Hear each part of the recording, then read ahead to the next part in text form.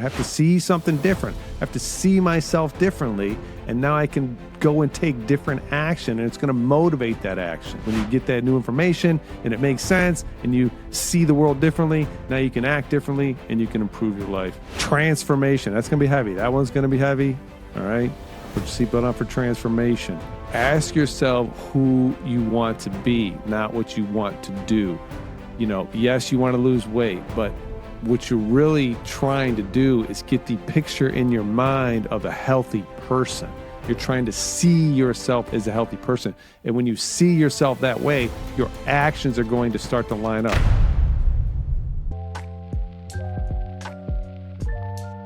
Joe! Episode 12. This was a tough one. We're going to get through it together, though. Episode 12, Mind, Body, 3. So this is a continuation. This is the third in the series of the psychophysical, the mind-body connection. And this was like a hodgepodge. This was like these ideas that I couldn't tie into with everything, or they kind of reinforce something else. And so they kind of stand on their own. They all kind of work together. But anyways, I just kind of shotgun on this one and kind of get these bullet points, get these concepts out there, just so you guys can do what you want with them. All right. So that's basically the goal of this episode. Some other things. End this thing. I'm done thinking about the mind body. I'm done thinking about it. Looking forward to getting on to nutrition. That's going to be next, guys. So we're going to cover that nutrition. We're going to cover what is nutrition. Probably one of my favorite topics, actually. So we're going to end this thing. And some final pieces. So goals of this episode, add some final pieces to the mind side of the mind-body connection. Better understanding of who you are. And going to make a point about what is true transformation, how to truly make a transformation. Not an easy thing to do, but there's a key point to it. Outline the topics for today. Updates, questions from the audience, quick review. Why is new information stressful? Consciousness evolves. Ooh. Transformation, that's going to be heavy. That one's going to be heavy. All right. Put your seatbelt on for transformation. And then, very uncomfortable topic, but I feel like I had to try and address it. What about God? Because with all the historical, evolutionary, scientific stuff, a lot of people think that leads to, well, there can't be no God, right? If you believe in science, and you're an atheist type thing. And it's not true. I'm not going to answer all the questions on that. I don't have all the answers for that. I can just kind of maybe give you a couple interesting things you might not know about. And that's kind of my goal with that. And then we'll just have some final thoughts to wrap it up. This one shouldn't take too long. This might be a shorter episode, unless they go on a tangent, which is always fun for me. All right, updates. Here we go. Lions. The Lions lost to the Bills. That was whatever. I didn't expect them to go like 16-1, or 17-0, however many games they play. You know, Josh Allen's in the Bills offense is pretty darn amazing, and the Lions defense is decimated. Hopefully, for the playoff start, we can get some of these defensive players back in the game. Although, I think, was that an offensive player? No, we just lost another one, lineman. Can't think of his name right now. So, it ain't looking good for the playoffs, got to be honest, because you got to have a defense. Anyways, plan update. So, they got the social media marketing guy.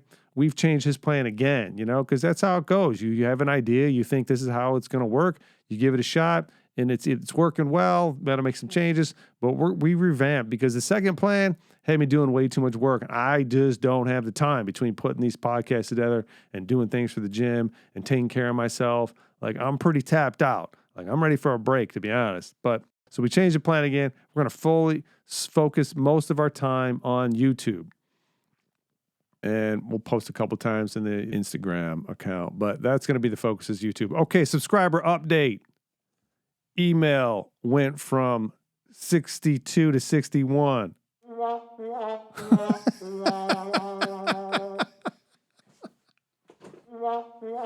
Anyways, no biggie, because again, if you don't, every channel everything you try and do, you have to give attention to it and put focus in it. It takes energy and time, and we just don't got it. We're pretty spread thin. We're spread pretty thin over here. YouTube went from 53 to 60. Big jump on the YouTube. Okay? That was fantastic. Spotify, 19 to 21, movement there. And then Apple went from 18 to 19. So we got movement across the board except for the subscribers. Must have annoyed somebody.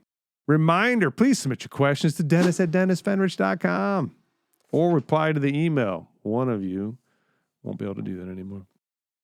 Okay, question from the audience. Good afternoon. What is the problem with processed foods? Why are processed foods so bad?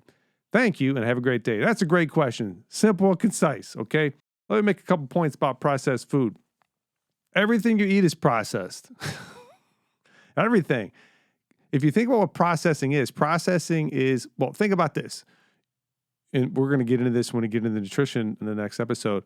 But so what digestion is breaking down the world and turning it into yourself, right? You have to take big things and turn them into little things. And that is what digestion is, okay? So even chewing your food is processing in this regard, right? Because processing is basically pre-digesting. You're breaking it down already into its smaller component parts and removing some of the stuff. Now, if that processing is adding in chemicals and all kind of bad stuff and what else we got? It's very manipulated. I don't know. If they're adding bad things in there, well, then that's bad. But you can't just put a general label on processed foods and say all processed foods are bad and all unprocessed foods, whatever that means, because even if it's a vegetable, somebody had to cut it off from the ground and do something with it and get it to your door. So there's some processing. But hey, anything in too much is going to be bad for you. You know, if you eat a whole bunch of kale, that's bad for you because there's a molecule in there that's very similar to iodine, and your thyroid takes it in thinking it's getting iodine, but it ain't iodine, and you can't make T4. So that's a problem, right? So you can't make these general food statements. I'm not saying this, the person asked the question is, this is just what's going on in the industry because it's very catchy, but the fact of the matter is it's nuanced and you just can't say good. You can't put good, bad. Okay. You just can't. It's not an accurate way to think about it. You need to add nuance to that. Okay. Beef, chicken, vitamins, vegetables are all processed at some point for some reason. If you're starving, okay, here's another point. If Snickers bars are bad, are they bad when you're starving to death? No, they're not. They're going to save your life. So is it bad? No. Again, nuance to your thinking. Bam. Hopefully that answered your question. So why is everybody talking about processed foods right now? I don't know. It's nothing new to me. Processed foods have been demonized since I remember, like white bread was just demonized because, it's processed, but you know what? It's not. It's not bad for you. Everything in moderation, okay? Now, yeah, if all you eat is Snickers bars all day, you don't get anything else, that's not good. It's not good nutrition. But it's not the Snickers bar as much as this lack of substance. Anyways, all right, hopefully that answered your question. Got a little fired up. Quick, I think I want to cover a quick heads up before I get into the review here. Heads up, I think I did this. I kind of shotgun around on some of these ideas. These ideas didn't all fit into a well-formed single thought, and I was pulling three things together and making a clear idea out of that. These just kind of stood alone. I didn't know how to fit them in, so I kind of created this third episode to kind of get them in there because I thought they had value, okay? So I just want to give a preface. That's kind of what's going on in this podcast. This is the second time we've recorded, so I don't remember if I already said that from the first one or I said it in this one, so I just covered it again. All right, quick review. Last episode, we reviewed the whole evolutionary historical process of the physics of matter, turn it into biology, turn it into consciousness and all that. We're just going to review the elephant in the rider, which is a great concept to help you begin to understand how your consciousness or your mind, or at least what you're conscious of in your mind, is kind of a separate thing from your body, right? So you got an elephant and you got a rider, right? So I don't know where you're at. Maybe you're off in Africa and you see an elephant and he's got a guy or a girl on the back and they're riding that thing. And what are they doing? They got a little stick. They're probably tapping it on the ear. They're probably guiding it around. But if that elephant sees a mouse, I don't know if elephants are really afraid of mice or not. Maybe they are. What is that? That's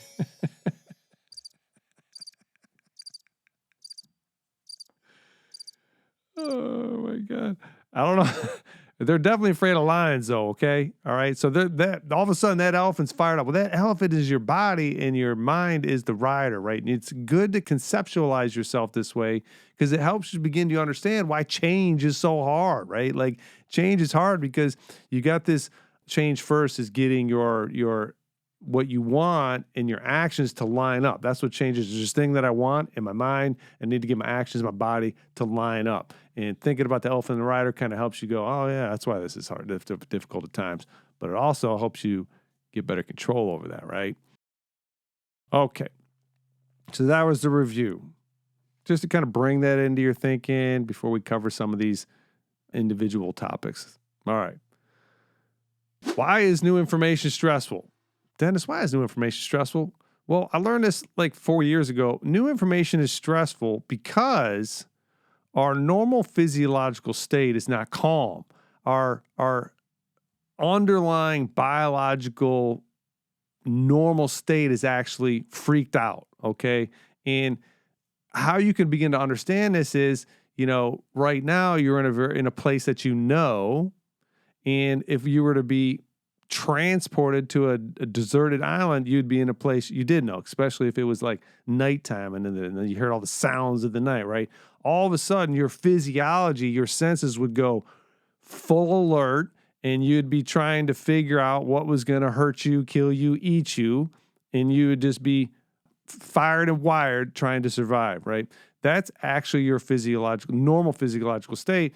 And what we do though, or what we're able to do is we're able to get calm because we get familiar and we know where we're at. We know, like I'm in this studio right now. I know there's nothing in that closet. I know there's basically nothing going to happen bar an asteroid landing on me or maybe a tree from outside, but that's not going to happen. Find out, right?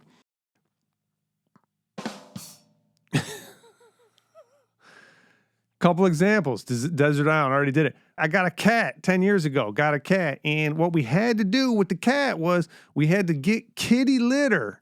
The kitty litter that the cat had already used. We had to have some of that in a bag, and I took that and we put it in the litter box that was in where I lived, and the cat for 24 hours, I'm not kidding, stayed in the litter box. Why? Because that was all it knew. It had that litter that it was familiar with. Crazy enough. And so it didn't do anything for 24 hours except stay in that box. And then it, over time, it kind of went sniffed around and checked things out, looked under the corners and looked under the couch. And over 2, 3, or 4 months, its nervous system calmed back down and it became familiar with the situation. And now it was in a known environment and its nervous system could calm back down. But this is just a better way to think about your physiology because it's actually accurate. And this explains why people can be, they put the stiff arm when it comes to new information, or if they get hit with new information, they deny it, or it's upsetting, or, it's because it's disrupting what they know, right? It's disrupting these things that they believe to be true that potentially are not. And the greater the disruption, the greater the upsetness that comes along with it, okay? So when you're at your holiday party, your family party, just keep that in mind, all right? And we've all experienced this, right? Got a new job, right? Your senses go up. It's way more stressful. Or you move to a new home, right? You don't really sleep right for a month or 2, maybe 3, even if you're in your bed, like the bed you had at the old home and the new home. I don't know. It's a new environment and your nervous system is just alert. If you got kids, you didn't even move anything. You just put a new kid in your environment, and that changes everything. Starting a podcast, that's stressful.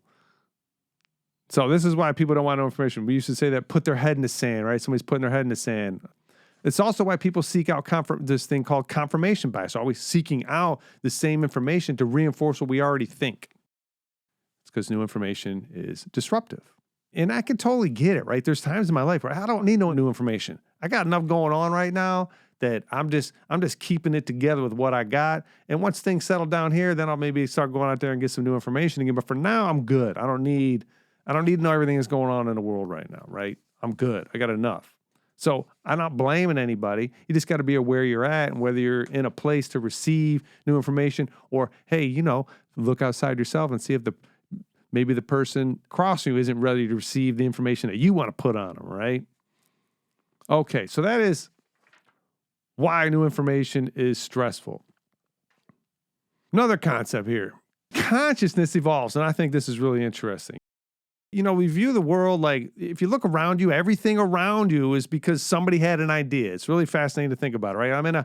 Everything about this condo that I'm in, from the drywall to the molding, to the carpet, to the table right there, to the wiring, everything was somebody's idea that didn't exist at some point. So essentially, that is an expansion of consciousness. Consciousness is what we're aware of, and there's all this stuff outside of that awareness that can make its way in there, and now all of a sudden we see something we didn't see before. We're aware of something we weren't aware of before, and that happens, on an individual level as you're growing up and you're changing, become an adult. But it also happens to humanity as a whole, and you can kind of see that evolutionary adaptation. And I got a handful of examples here to kind of think about this and start to understand it. All right, so you got like tools or a hammer, which led to the wheel, which led to carts.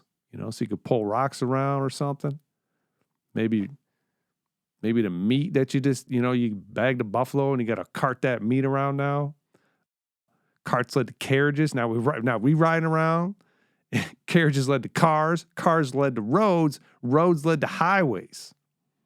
Right? So you got hammer, or you got tool, wheel, carts, carriage, car, roads, highways. Bam! Just all a continued expansion of consciousness, or invention, if you will.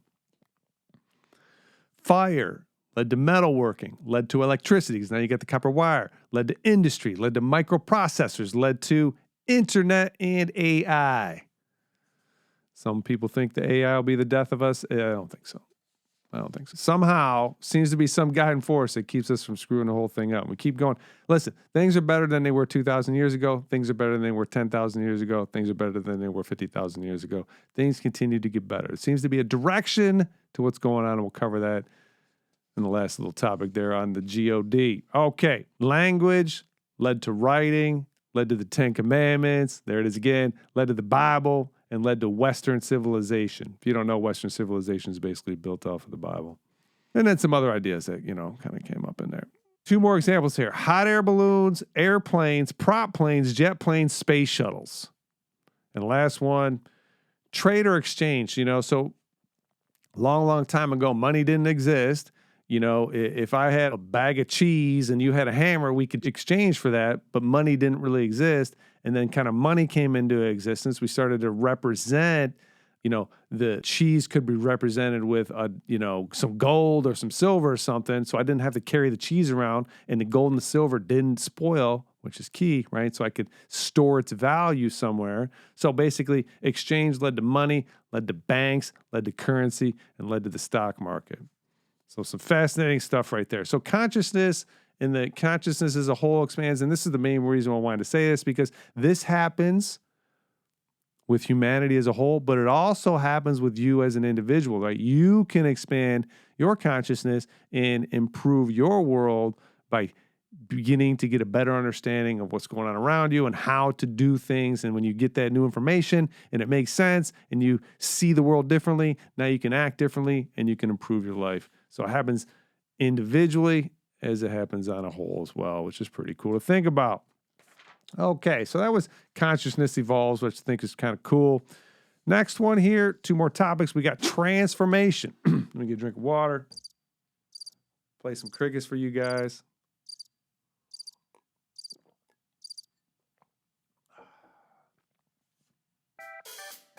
Could have played some music. What else we got in here? We've been using the buttons much today. Did I get the horn? I don't think I did. That was a mistake. All right, transformation. I'm going to do some reading. How is it that when I look at the world one way, it feels easier, and when I look at the world in another way, it feels harder? You ever notice that? This goes back to that whole reframing thing that we talked about in the last episode. Good episode. Excuse me.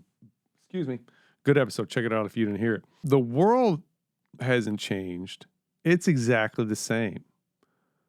Essentially, I have changed, right? The world is the same. I'm just changing my view of it. And so it's me that is changing, not the world in that regard. And we all have that capacity to do that. Reframing. We all have the ability in every moment to reframe what is going on in that moment. Reframing is a short-term mind shift, and transformation is essentially repeating the reframing of that, right? So you reframe something and you're just going to continue to reframe it. Now, all right, here we go. Here we go. All right, check this out. So I'm going to read from a book. I've mentioned this book a handful of times. This is a heavy, heavy book. I don't mean like lifting weights heavy. I mean like you got to read it real slow and it's going into some deep stuff. All right. So it's called The Origins and History of Consciousness. Sorry. Two things. One, what I'm about to read you is the most extreme example of transformation that somebody can experience. And it might make some of you uncomfortable. When I say, I'm going to read this, I'm going to say symbolism, okay? When I read that, symbolism is the same as stories, right? Symbolism, he was talking about, I think the whole chapter's on it, but he's basically talking about how a picture in your mind can guide your behavior. We were talking about that as stories, right? Stories are basically a bunch of symbols organized in some way that's telling a story. He's going deeper than that and just talking about just pure symbolism in its simplest form. All right. Allow me to read. Okay. The same conditions are still operative in modern man, only we are not conscious of them. So in the previous paragraph, he was talking about basically how this has been going on forever, right? And so we're talking thousands, if not tens of thousands of years ago. All right. The same conditions are still operative in modern man, only we are not conscious of them. The sanctification of unaccustomed activity is still the best method of getting a man out of the rut of everyday habit and conditioning him for the required state of work. Side note, this book was written in the 1950s. Okay, take an example. The transformation of a petty office clerk into the responsible leader of a death-dealing bomber squadron is probably one of the most radical psychic transformations that could be demanded of modern man. This metamorphosis of the normal peace-loving citizen into a fighter is, even today, only possible with the help of symbols. Such a transformation of personality is achieved by invoking the symbols of God, King, Fatherland, freedom, the most sacred good of the nation, and by dedicatory, which is a word apparently, acts steeped in symbolism, with the added assistance of all the elements in religion and art best calculated to stir the individual. Only in this way is it psychologically possible to divert psychic energy from the natural channel of peaceable private life into the unaccustomed activity of slaughter. Okay. That's heavy stuff, right? That is about as extreme of a psychic transformation somebody's going to have to endure. And let me say this real quick.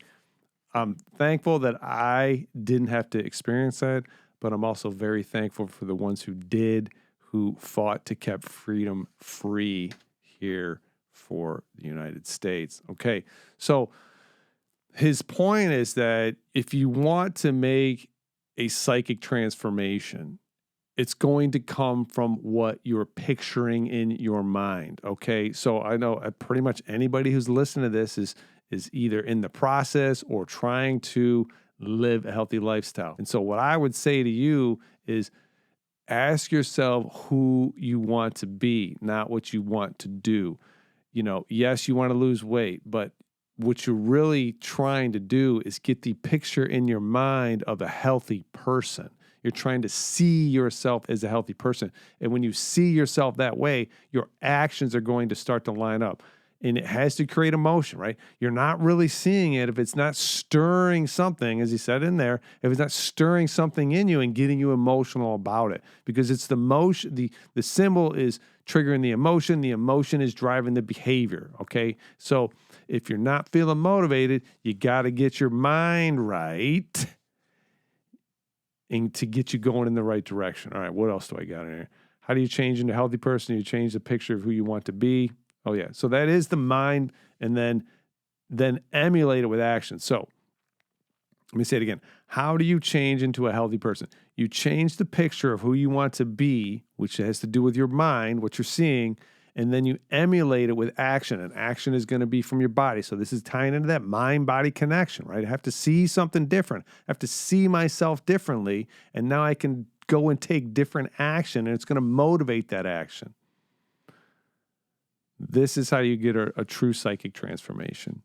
You have to really see something different. See who you want to be, not what you want. All right. Who do you want to be? Bam. All right, last thing. Where is God in all this? So, again, I don't have all the answers. I do not have all the answers, okay? I've got a bunch for me when it comes to fitness, health, longevity. If it's humanity as a whole, especially here in the U.S., man, people have been trying to figure out health and fitness since basically the 90s is when it really kind of kicked into high gear. And we've got it pretty much figured out, and that's what we've been talking about. We've been talking about exercise, and we've been talking about lifting weights, talking about conditioning, we're talking about eating right? So all that stuff's pretty much figured out. So I feel like we've got answers for that.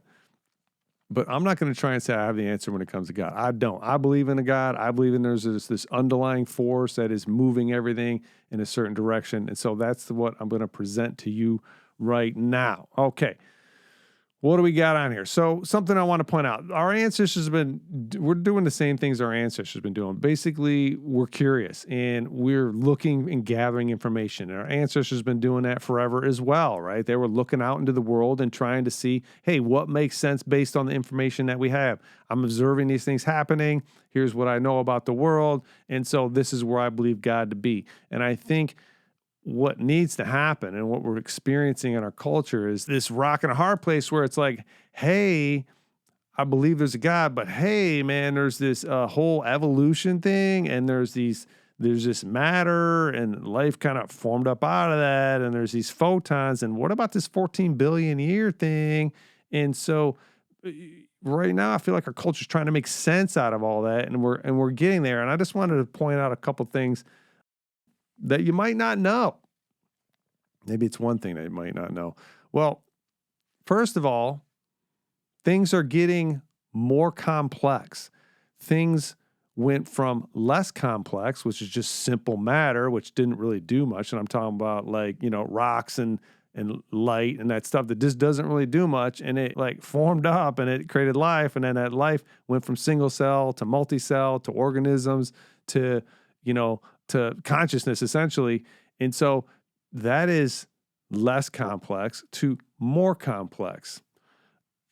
Another thing, well, first I'd say after that is why? Why is it getting more complex? What is the drive? It's going in some direction. Where is it going, right? More complex is a direction. Where and why? I think that's where God is. I think God is kind of driving that or pulling or pushing that in a certain direction. The other thing you might not need to know. Again, if this is too much information, if you can't handle this right now, it's fine. I don't know if you know this or not, but if you pull out, you pull way back and you look at the universe as a whole, and we can do that with the microwave background. You can kind of see this microwave background thing, and then use some computer models and all that stuff. The way, if you think about these gassy clouds and the way kind of matter kind of forms up on a large, massive scale over the entire universe, it's super wild, but you'll see these patterns and it looks like a neural network. If you go Google when you get a chance, what did I search? Because I had heard this and I just wanted to confirm it before I pointed it out. If you just search matter in the universe neural network, you'll see you'll find pictures of it. It looks like what the neural network in your brain looks like, which is, it's just wild, right? So either we are obviously a reflection of the universe, but man, what is going on there? To me, I'm like, all right, so God's got to be sitting outside. He does sit outside. It sits out. So you put a he on it. I don't know how you put a he on it, but again, that's just humans trying to conceptualize it. The force, the universe is like a neural network, and it's going in a certain direction, and that is fascinating unto itself, okay? So listen, do what you want with that. I covered that in a way that kept me comfortable, I think.